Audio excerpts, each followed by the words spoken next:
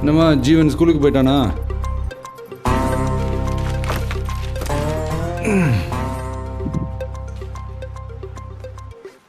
இது டாக்டர்கிட்ட போனேன், என்னாச்சு?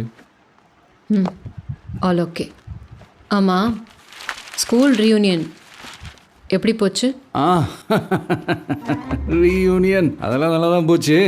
கொஞ்சம் லேட் ஆகிடுச்சு, அதான் அங்கேயே போட்டு தூங்கிட்டேன். எங்கே ஸ்டே பண்ணீங்க? அது அதாம்மா, அவன்தான் நம்ம இவன் சுனில். அதான் நேற்று நைட்டே சொன்னேனேம்மா. மறந்துட்டேன்.